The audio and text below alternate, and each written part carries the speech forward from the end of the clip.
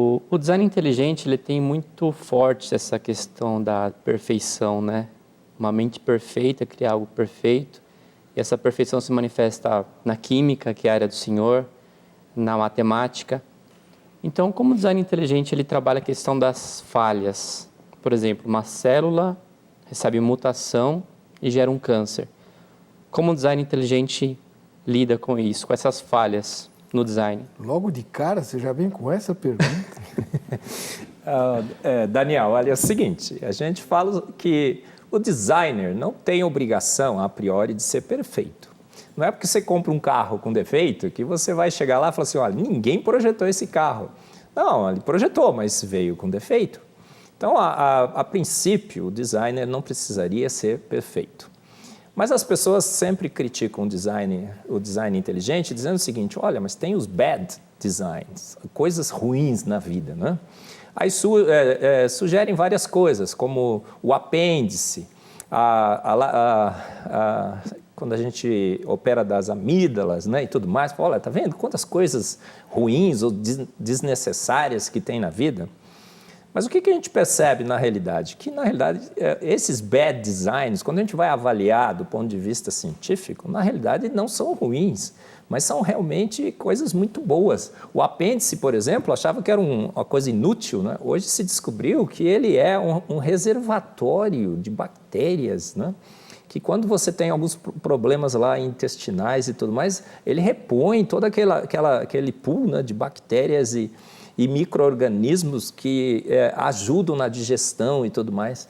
Então, todos os exemplos que são dados como bad design, de repente, a ciência vai avançando e vai descobrindo que não são. E esses outros que a gente vê que realmente tem problema, possivelmente é um desgaste da máquina. A máquina foi criada perfeita, não é? A gente tem evidências de que as coisas realmente estão se degradando. A gente não está evoluindo, a gente está involuindo. Então, doutor, mas sobre isso eu tenho uma curiosidade. É verdade ou não, e se for verdade, como é que o senhor explica que a nossa fisiologia prova que nós já tivemos rabo? Outra mito, não é? Do Cox, diz que esse é um vestígio do nosso rabo antigo. E hoje se descobriu que não é. Na realidade, é um osso, não é? Que sustenta uma quantidade muito grande de músculos. Ele tem função. Ele não é um vestígio, não há um órgão vestigial. Então, por que ninguém divulga isso, hein? Porque há uma predisposição, não é?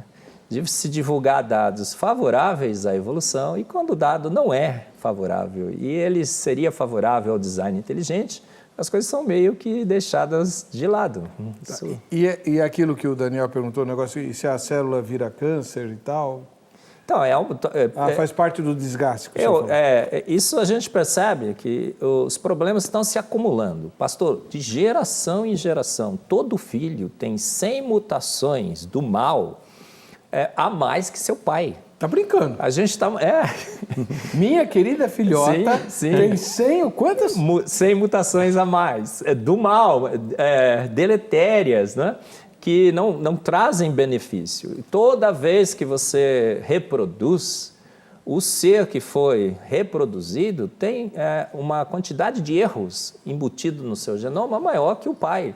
Então, o que está acontecendo? Esses erros estão se acumulando geração após geração. 100 parece muito, mas a gente tem 3 bilhões de pares de base, não é tanta coisa assim. Mas os erros estão se acumulando, a máquina está se desgastando. Por isso que a gente vê mais e mais problemas. Graças a Deus que nós temos a ciência, temos a química, a bioquímica, as drogas farmacêuticas, os procedimentos clínicos que estão amenizando esses problemas. Mas a gente está ficando com uma máquina cada vez mais desgastada e cada vez com mais acúmulos de defeitos. As mutações são deletérias, são do mal. Mutações, né, segundo o darwinismo, teria criado a vida, a complexidade, estaria... Diz o contrário. É o contrário. Os dados mostram o contrário.